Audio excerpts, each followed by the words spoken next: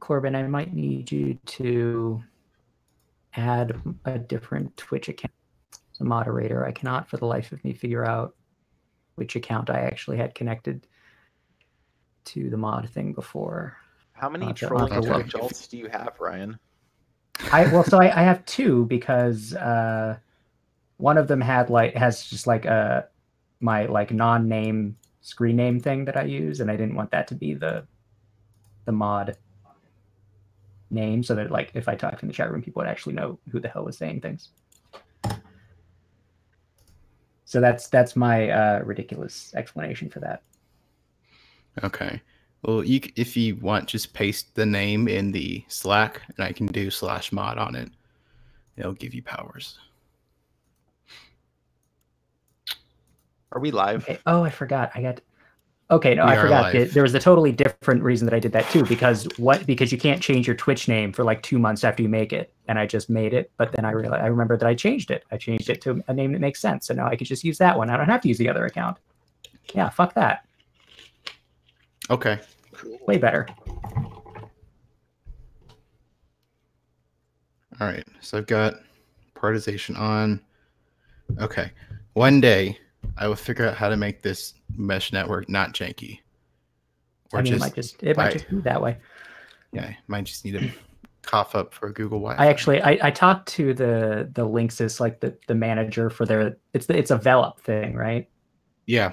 Yeah. I talked to their project or the product manager for Velop at IFA, and I was like, hey, could you guys like add a way to see like historic bandwidth usage per device, because that would be really great.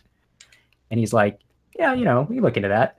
Or actually, I was complaining about it. He's like, well, I am the product manager, so I can look into that. That's good.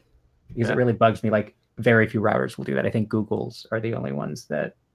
Yeah, Google's does. Google Wi-Fi is great about that. Actually, it's one of my favorite features. Yeah, I was very bummed when my $30 Google Wi-Fi on Google Express order did not go through.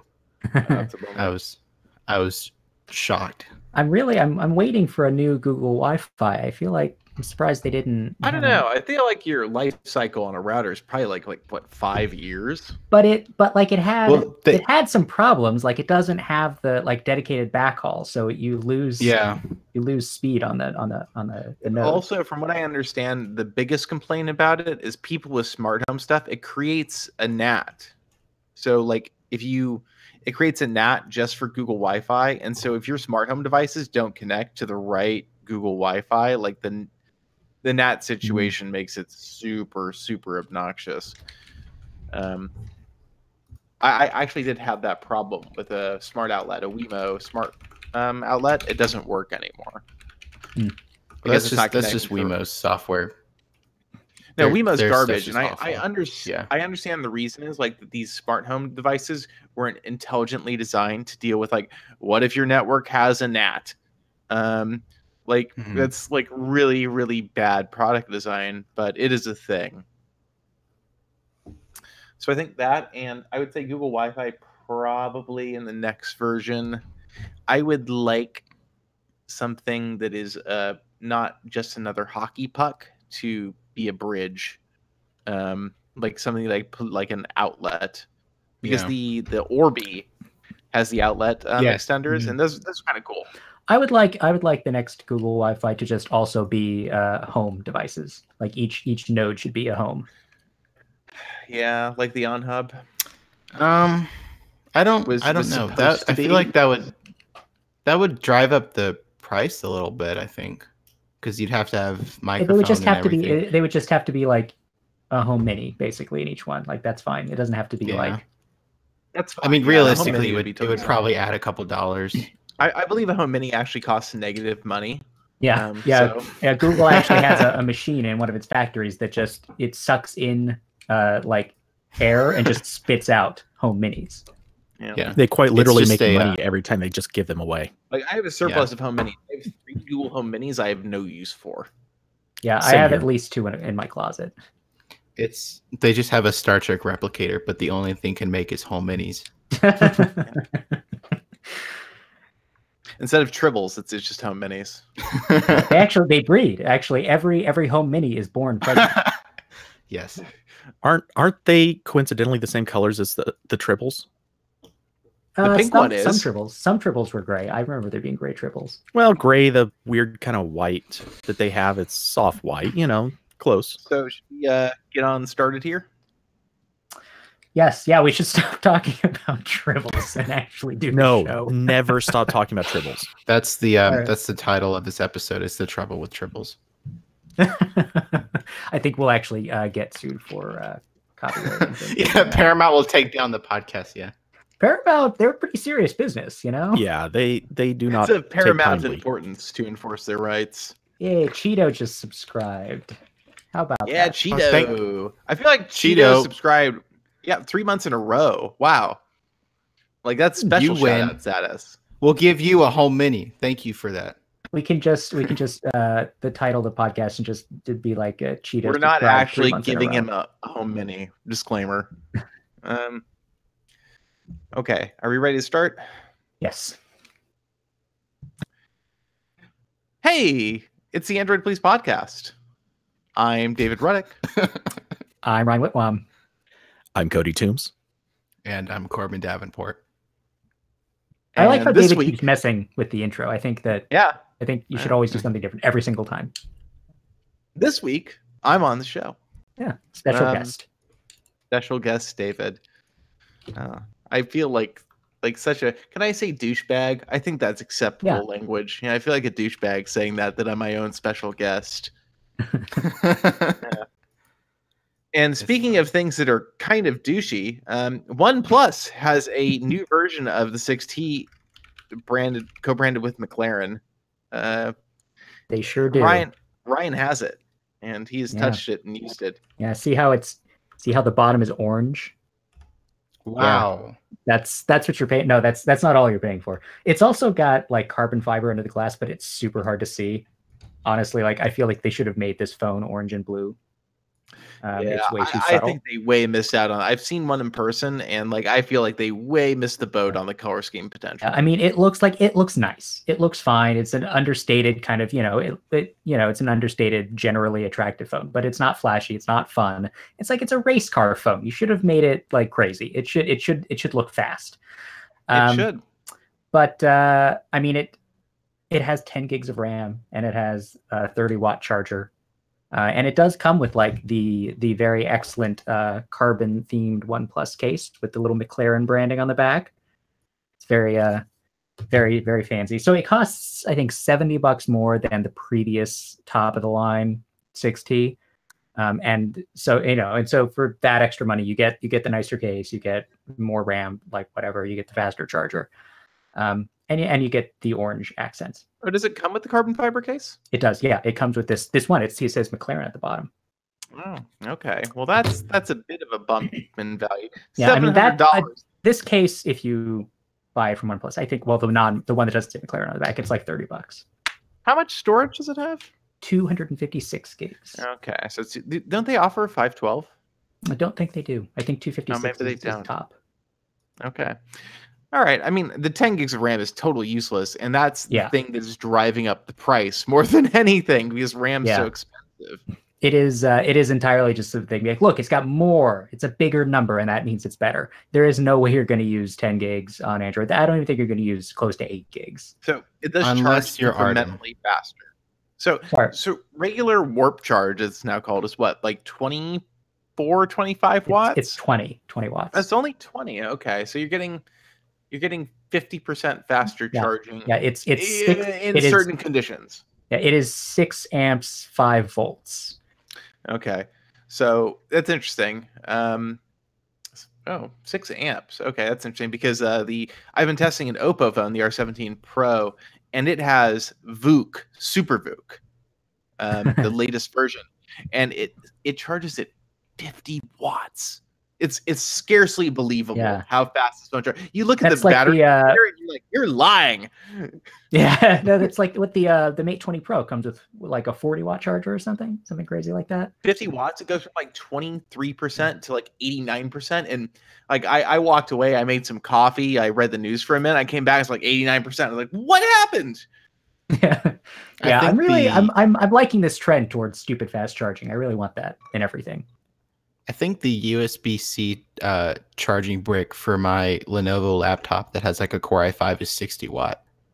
So just charging that with the phone, I can imagine. The Pixelbook is 45 watts. This Oppo phone has a faster charger than my Pixelbook. Yeah.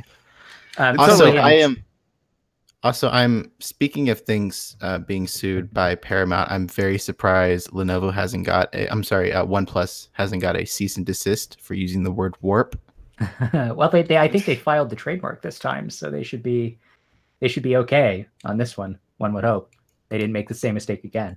But somebody in the chat room asked if it has the same benefits as the other, I guess, as older, like the 20-watt warp charger. My understanding is yeah, it should still it still has all of the charging circuitry in the plug in the cable. So yeah, I think it should support all the step down stuff and everything. It should be and it's still like your phone will still not get super hot while it's charging. But but like I don't think there's any way to buy the 30-watt charger other than buying the McLaren phone, and that's the only phone it'll work with.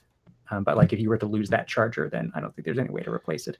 That's I wonder if people have tried buying the VOOC chargers for OnePlus phones and if they work. It has to be the same technology. I know that they do work. I know that somebody in our VIP chat bought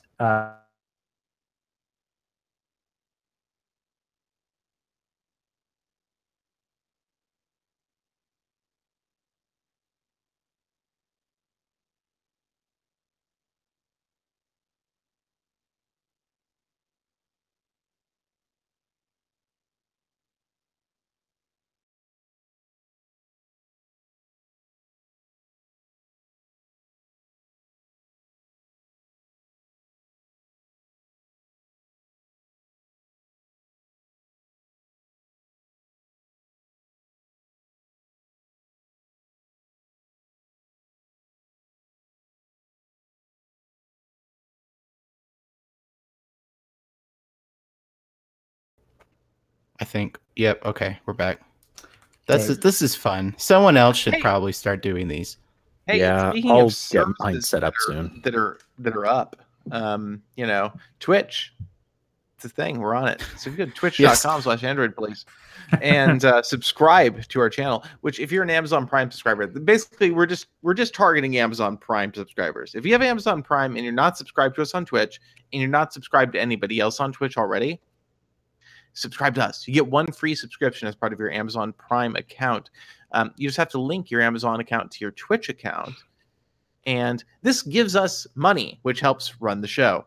So it doesn't cost you anything beyond what you're paying for your Prime account already. And if you could re-up it every month, that's even better for us. Every 30 days, your subscriptions on Twitch expire, so you have to re-up them. So if you enjoy the show, and even if you don't participate on the live chat on Twitch, and you do listen to the show after the fact, you can subscribe to us on Twitch, and it helps support us. Like, you just have to link your Amazon account and your Twitch account, and then go to our channel and click subscribe. It really is that easy. Yeah. It doesn't cost you anything, and we really do appreciate the support.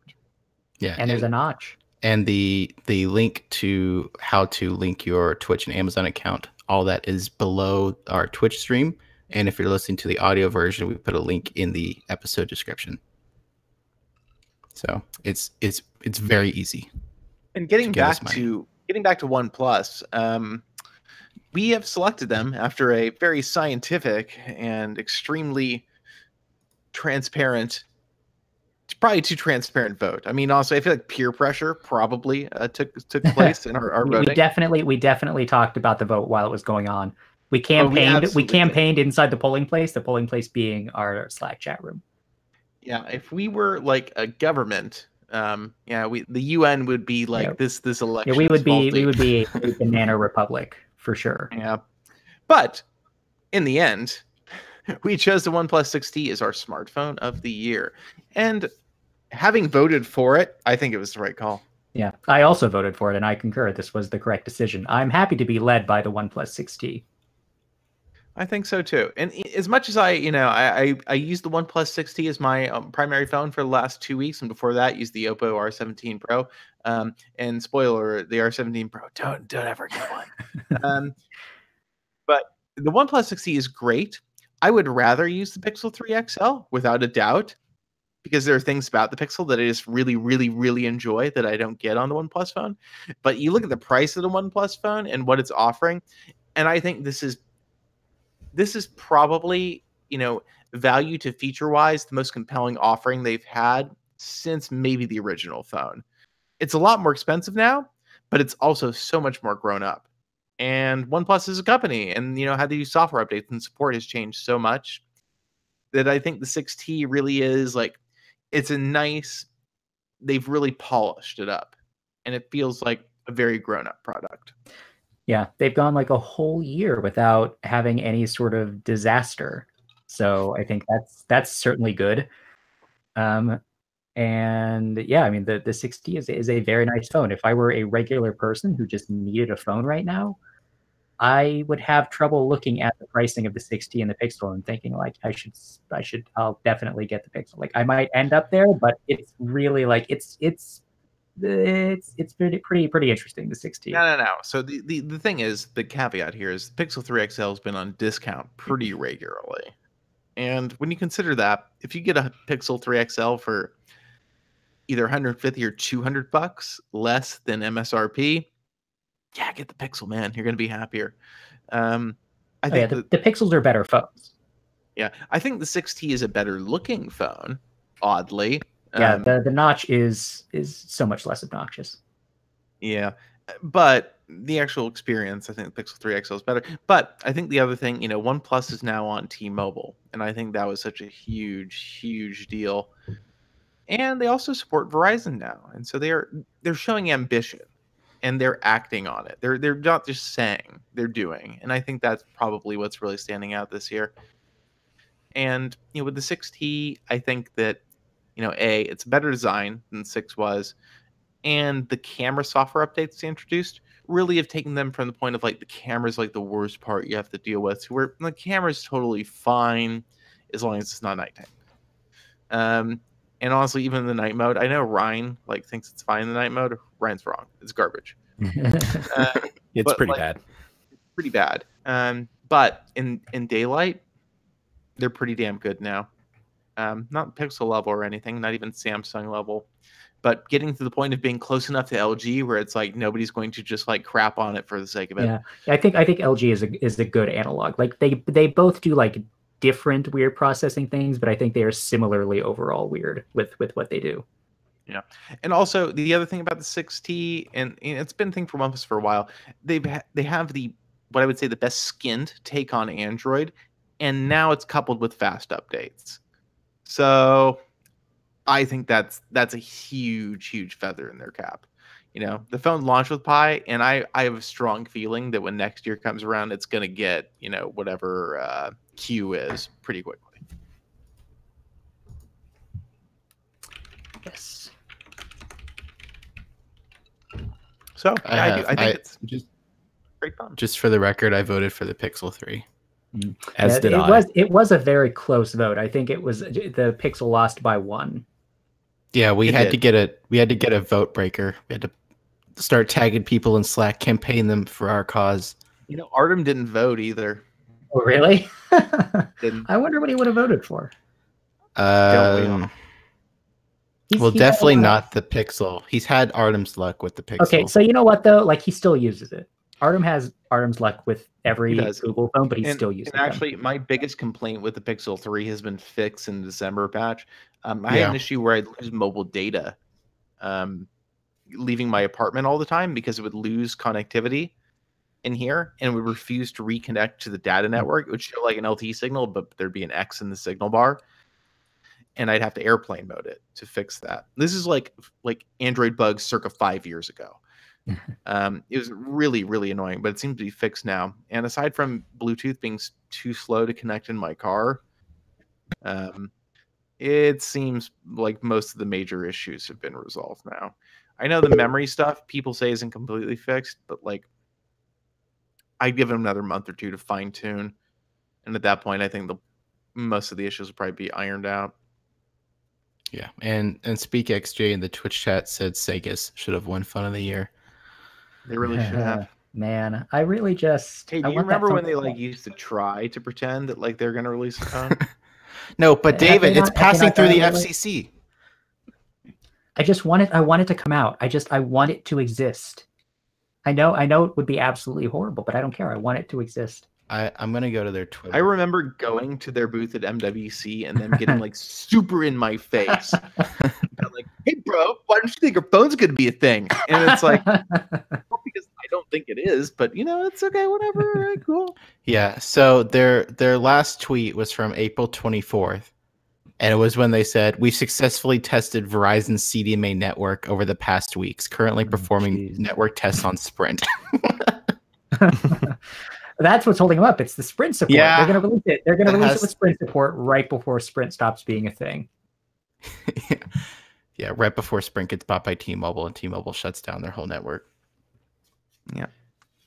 Speaking of things that are stupid, Amazon is finally selling Chromecasts, which... Yeah, it took them a whole year after they said they were going to do it. I'm going to personally take credit for this because I think that my article calling them hugely petty accelerated the process. Your hot take saved us. Yeah. Artem has also sent some pretty passive-aggressive emails to the Amazon PR people. He really has. They're very passive-aggressive Artem emails. Very matter-of-fact, but very like, what the hell, man? Yeah. And the PR people's like, yeah, no, thanks for the input. Thanks for the reply. Artem acts like he is personally going to buy one from Amazon. Like, hey, tell me order one tomorrow. I'm going to order like 50. And of course he's not, but like he wants to have that outrage for his fellow consumers. Yeah. Yes. So for the people that forgot what we're talking about, because most of this happened a year ago, Amazon and Google had a little bit of a drama llama last year when Amazon put YouTube on the Fire Show without telling Google, and their YouTube app didn't show ads or anything, and Google was not happy about that. So they like disconnected YouTube from the Fire TV, the Echo Show, which is their Google Home, and then it started this whole back and forth where YouTube got taken off the Fire TV, and like Amazon did something. They had a web workaround. They had like a web app. Yeah. Let me summarize. Yeah. Nuh-uh. It was ridiculous. And then Amazon's like, well, fine, we're just not going to sell Chromecasts. What about that? Take our ball and we're not going to sell it. That was in. So they pulled the Chromecast in 2015 when they first. Yeah, so and that was when Amazon were like, well, we don't want to confuse people, so we're going to pull everything that doesn't run Prime Video. People are confused that our Prime Video doesn't work on the Chromecast. Confusing. Yes. Yeah. Google's most successful consumer electronic product ever. It's so confusing, guys. Yeah. They might get confused because they can't play their Amazon videos on their thing they bought from Amazon. Yeah, so they still can't, by the way. They can't. Yeah. That will, I will be shocked if that ever happens. I won't. It's going to happen. Yeah, it'll happen eventually. Like Amazon they have the Android TV app that I think is limited to the Shield. And they a few partner TVs. Yeah, it's about certification. So I honestly don't think that Amazon has any like long-term business objection to working with Chromecast, because for Amazon, it's not about selling the Fire TV devices. It's about selling Prime. That's what they care about. I think this is mostly a philosophical thing. Like Amazon just middle finger to Google. I mean, I also kind of feel like there was somebody inside the company who just didn't want it to happen for like whatever political reason, because there are a lot of Chromecasts out there. Like, why would you not support them? Yeah, no, it's totally against Amazon's ethos. But Amazon's ethos is they also want to have a compelling product, and without that, it's kind of hard to do without YouTube, for example. And if we're being honest, absolutely no one would buy a Fire TV if it wasn't the only way to run Prime Video. Those things are garbage. Yeah, pretty much true. They're really bad. Yeah. I think David went to go answer his door. Yeah. It's probably getting a delivery. I imagine it's a phone or something. It's Amazon. They brought a Fire TV. Yeah, no, it's Sega. Actually, Sega it was Jeff Bezos. He brought a hammer and Google Home for some reason. I'm not really sure what's going on. Yeah, that sounds dangerous. So getting back to OnePlus for some reason, but I have the 5G, David. I have more interesting things that are happening. I think we Twitch chilled enough. Subscribe. Twitch.com/Android, please. Subscribe. If you're a Prime subscriber, it's free. Twitch.tv. I think you do Twitch.com too. I think okay, it fine. Still works. So this is interesting. This story to me is like it's. I mean, it's gonna get political. So, Canada arrested Huawei's CFO, and this is the larger Huawei group, not like Huawei CBG, which is like Huawei small time. This is the whole of Huawei. Arrested. Like this is like the part that like will make enterprise routers and like networking equipment. Yeah, networking equipment, which is say the part of Huawei that actually makes money.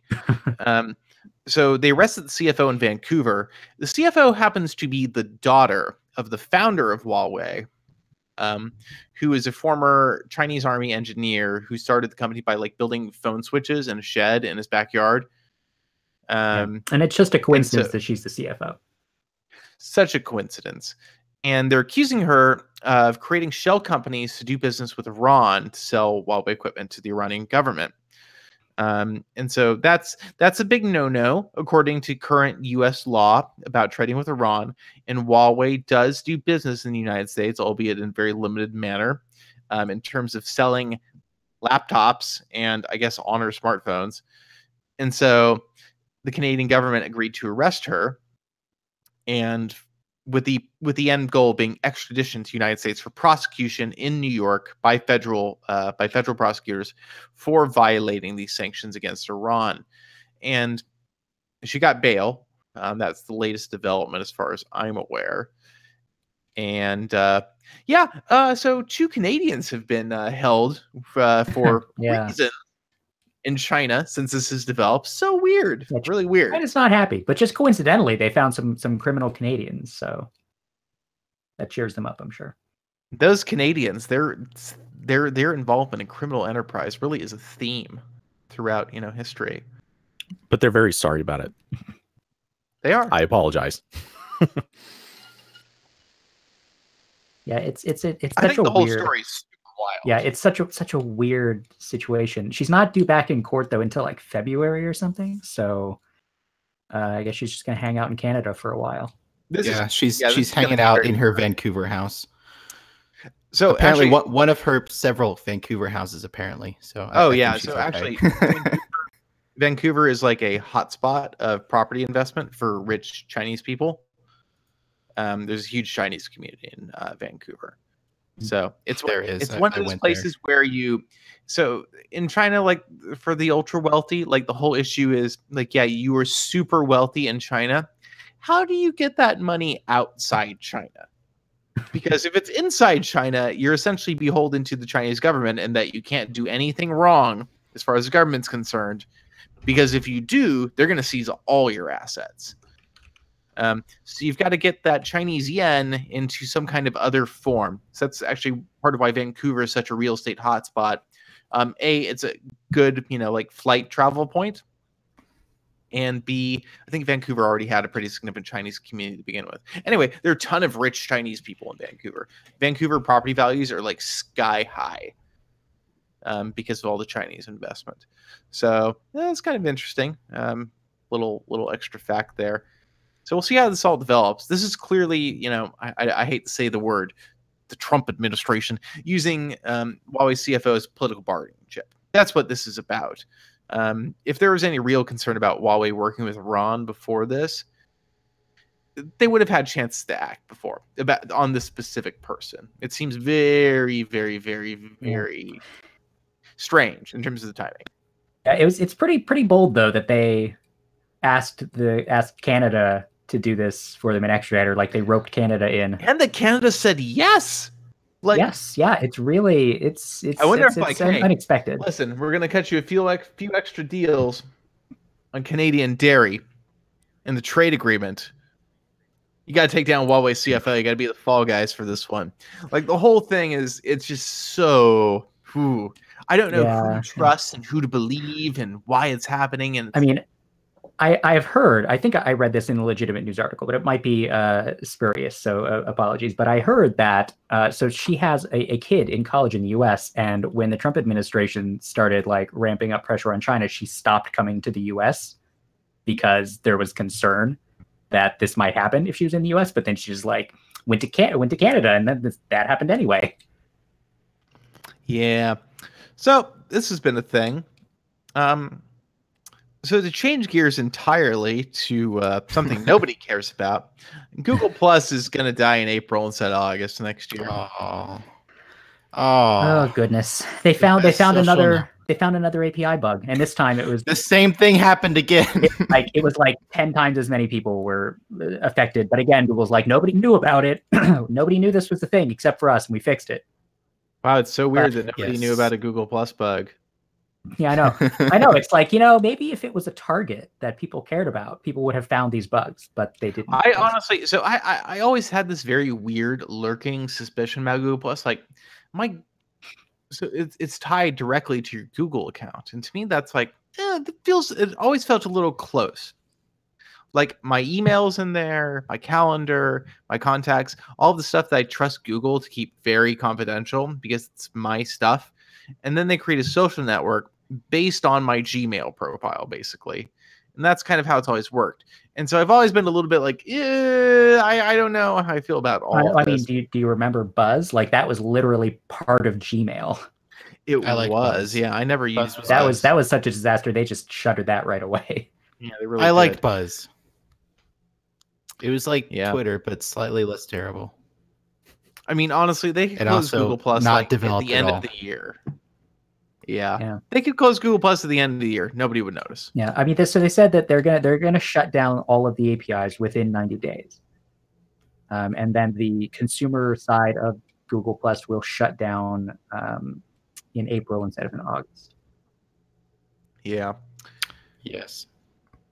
Anyway, we got some more renders this week of the Pixel 3 Lite and Lite XL. And so it's the first time we've seen anything about the Lite XL. We've seen it in code. We've seen the code name. We've seen the rumors about it, that there would be 2 Lite phones. And so what I've heard is that these are 100% coming to Verizon, which is a thing. Ooh. These would like take a big bite out of the existing Pixels. I'm really curious about what Google's kind of strategy here is. I wonder if they're like just trying to, because I know the budget Android experience in the United States is generally what we would call crap. So aside from Moto's phones, like there really are no good budget Android phones in America. Nokia just started selling. I was going to say Nokia. They have like the 6.1. And they're just on Amazon. And so getting a good budget Android phone on a carrier, that would be... When's the last time, aside from Moto, you heard of a new, good, cheap Android phone coming onto a carrier? Never, right? Yeah, it's been a long time. Like all of the budget phones are like LG and Samsung's like crappy mid-range phones that are way overpriced. Yeah. So I think that bringing them to Verizon is probably I think these are more likely to end up on other carriers first versus the premium Pixels. Yeah, maybe this will. Oh, sorry, go ahead. They have to watch the pricing though, because if these are, I don't know, if these are like 500 and higher, like I think that's going to be too much. They're going to be too close to the premium Pixels, especially when you're buying it at Verizon. You're just paying every month. If they're like $3 less every month, that's not going to. So my guess is that the small 3 Lite $400, big 3 Lite $500. I guess that's okay. If it's 500, then that's 20, almost 21 a month. And like a regular Pixel is Starts at 800. Yes, that's 33. I guess you could do that. Yeah, that would maybe work. And yeah, 4 and 500. That's my guess. I don't have any information. That's kind of my guess. And do you think that this might? now. Do you think that these might be the phones that Google tries to sell to like prepaid carriers a little bit more, like Cricket? I think so. I think that's definitely going to be the case. I think I would not be surprised if these end up on Verizon prepaid with some kind of special deal. Also, they're going to end on Project Fi. And I think that's really Google's big play here is to say, hey, Project Fi has this phone, it's $400 and there's going to be some kind of promo deal on it. It's going to be pretty good. It's going to be I would not be surprised if they do a thing where it's like, hey, get 50% off a Pixel 3 Lite if you sign up for Project Fi, in the first 30 days or something. Or if you pre-order or something. And that brings it down to maybe $11 a month. And I bet. Yeah, I would not be surprised if that's the big play. Deal. I wonder though, if OnePlus keeps pushing aggressively with carriers, if they get their next phone on multiple carriers and it's similarly priced to the 6T, I feel like that could be a problem for Google's cheap Pixels. Like if it still has like flagship specs and it costs $550, that's going to be compelling. Yeah, I absolutely agree. But do people in the US really care about what processor it has though? Well, I think that they know what like the good one is. Like they know what like the one that's in the Samsung. Well, I think it's not necessarily the processor. It's hey, go on the internet, like what's the best value smartphone you can buy in America, and like if Google comes out with these phones, so if the 3 XL Lite or the 3 Lite XL comes out and it's $500 and you say, hey, for $50 more, you can get a OnePlus 6T and it's a way better phone. I mean, I feel like salespeople in a Verizon store will be like, hey, this has the same processor as the Galaxy S10 or whatever, and people are gonna be like, oh, that means it's good. Don't get me wrong. People buy things for dumb reasons, but at the same time, when people are hunting for a deal, they're much more sensitive to features and what people say about the product, at least in my opinion. Yeah, most of the time inside of a carrier store, you're gonna the salespeople are gonna be telling you basically what to buy. They might give you like a couple of options, and they're pretty much gonna sell it by, hey, this one's this much faster for just a few bucks more. And it's got a better screen and it's got better this, better that. They're going to be selling it on those bases. You're not going to see people doing like here's a Pixel Lite, and for this much more you could get a regular Pixel. It's going to be that short hop up to a OnePlus phone, and then they'll basically be selling the OnePlus against the high end Pixel, saying, you spend a little bit more, you get this, and it's very comparable to this much more expensive phone over here. Yeah, absolutely. I think Cody's right about the positioning. So how things work in carrier stores is always going to be a little bit different. I think actually what's interesting is the fact that OnePlus is on T-Mobile now essentially precludes these light phones from ending up there in a competitive way. T-Mobile is embracing the idea that you can have a premium phone at a price point that is not egregious. And the reason T-Mobile is doing that is because T-Mobile is way more concerned about shifting net subscribers than it is device revenue. So that's like they made their Revel phones a couple of months ago or a year ago. It was their own phone. Of course, it was like a white label phone, but it had their branding on it. I think it was around $100. Yeah, they were pretty damn cheap. So I think that the light phones in America could be, I mean, honestly, I think they could be a total flop. Yeah, it's tough to position anything in that price range in the US. And when OnePlus is like finally doing carrier stuff, I think it's a risky proposition. I think there really just isn't much of a market for something like that. When Apple's like going low is like, hey, iPhone XR, it's a mere $750. And apparently it's not selling super well, which surprises me. I guess maybe it's too I expensive. don't know. So no. Apple thought said it was- since it came out, it was the best-selling iPhone, which is definitely Apple marketing speak. Because who knows how well the XS and XS Max sold in the period until the XR was released. So, but they did say in America that the XR was the best-selling iPhone since it was released. So I don't know. I guess, I mean, so like all of the worries about like its sales numbers are from like third-party sources. So who knows? Yeah, I know that the big story about the XR was actually in Japan, which is where the iPhone doesn't sell very well to begin with.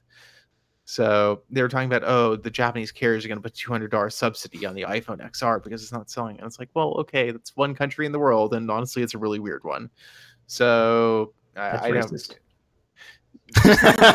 Just in terms of the smartphone market, Ryan, and like the parts of fish that they eat, both of those. Get out of here, Richard.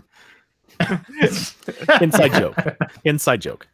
Yeah, who invited Richard to the podcast? Nobody's ever invited him. Actually, that's not true. We have. Richard could be on the podcast. I've met Richard in person.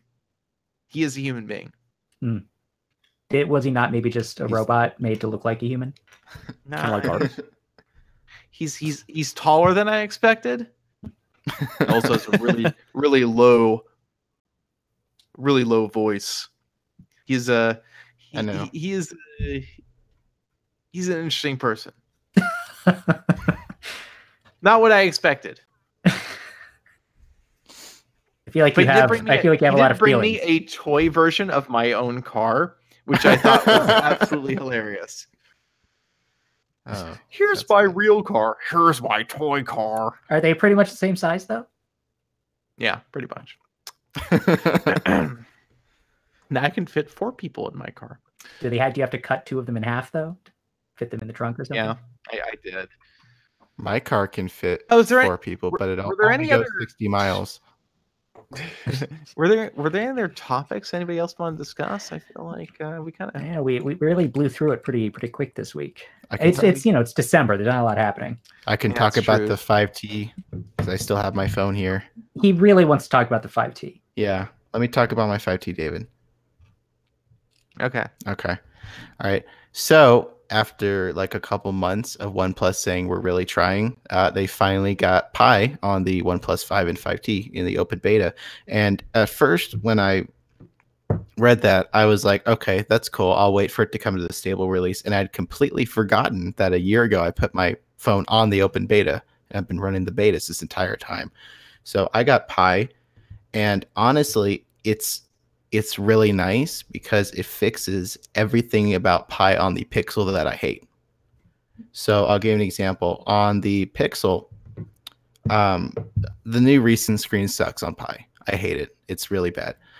But on the Pixel, Google put the clear all button all the way to the left. So you have to scroll through all your apps to clear them. That's ridiculous. Okay, I know where you're going, Corbin, but let me Yeah. ask you, why are you using that at all? What? Why Oh. are you using that at all? Because it makes me feel better when I clear out my apps. Okay. It's a psychological thing. I'm just making sure that you Okay, understand. yeah. I do understand. But OnePlus put a giant close button at the bottom. How helpful is that? So that's one nice thing. And then also they got rid of the blinding white quick settings bar. They made it like a dark gray, kind of like nougat. Also, I don't. It's not. So I assume it's the same on that phone, but on the 6 and 6T on Pi, there's a setting shortcut when you open the notifications, whereas on the Pixel you have to swipe down to quick settings to get the settings shortcut. Oh yeah, that's dumb. I can't believe they changed that. That was I thought that was a bug in the P beta. I was like, they're gonna fix that before it comes out, but no, that's the intended function. Wait, I can still swipe down with 2 fingers to open the quick settings. But you don't want to do that all the time. Just when you want to like get to the settings, you want to just like get their notifications. Oh, I know what you mean. No, it's still there. It's there Right online. On OnePlus phones it is, but on the Pixel it is not. Oh yeah, I agree. That's terrible. That's worth going back to Nougat for, honestly. Yes. Somebody said it wants to know if there are gestures. There are on the 5T, right? It has gesture nav, but not on the 5. Yes, it has the new nav, not on the 5 because that phone still has the hardware navigation. Yeah, you can't remove those in software. You can't update the phone to not have buttons. No, you can put duct tape over it and pretend it doesn't exist, though, I guess. if you really want to. Well, you can always turn on the on-screen nav on those phones, right? On the ones that have physical buttons. Yes. Yeah. But you can't. You But can you switch can't them. activate gesture nav on it. I don't know. Maybe OnePlus thought that 3 navigation anybody, forms was too much. Maybe, I don't know. If anybody has a OnePlus 5 anymore and they want to let us know. I don't think. I mean, it's not something I feel like most people are pressing to get. It's not great. I mean, OnePlus's gestures are better than Google's, frankly. Did I assume they switched to Google's with They the have that Pi, as an or option. is- That is an option. They call it home and back because that's what it is. Yeah, it's not good. That's what it is. Yeah, that's it is a real problem for Google. I don't know what the hell they're thinking. I really don't either. I still don't enjoy using it at all. Yep. Yeah, I mean, OnePlus's gestures comparatively are very good. Okay, well, I think unless there are any other stories that anybody wants to bring up. I don't. Sean asked how is Pi on Motorola phones. I don't think any Motorola phones have Pi yet. I don't think. I think you might be wrong. I don't know. No, what? Maybe the XZ3 or XZ3. Z3. Motorola 1 and 1 Power. They have Pi. Oh. Well, nobody knows because nobody has those. Yeah. Yeah. No one bought those. And I like how Motorola is selling them in the US, and they're like the only phones Motorola's made in years that don't work on Verizon. Yeah, because they're just like they're international market phones that they put like the slapdash They're like Lenovo firmware on. phones that say Motorola on them. Yeah. But they were very quick to email me and say, "But look, it's dual SIM. Don't you Americans want that?" Of course. Yeah, obviously. Yes, that's why all our phones are dual. So that's why I can pay 2 exorbitant carrier bills every month. Exactly. And yeah, that's a good point to end, I think. Yeah. All right. Well, thank you for listening, everybody. And if you are, a more recent listener, or if you don't know what Twitch is, if you're an Amazon Prime subscriber, Amazon, link your Twitch account to Amazon. Just got to make a Twitch account. Super easy. And go to twitch.com or twitch.tv/Android, please. Subscribe to the channel. As an Amazon Prime subscriber, you get 1 free Twitch subscription a month. And by subscribing to us, which is free, by the way, you help support the show. It actually puts money in our pockets to help do this show every month or every week, whatever it is. I don't know. I'm not on often enough to really understand you're on how like this once a month. works. Yeah.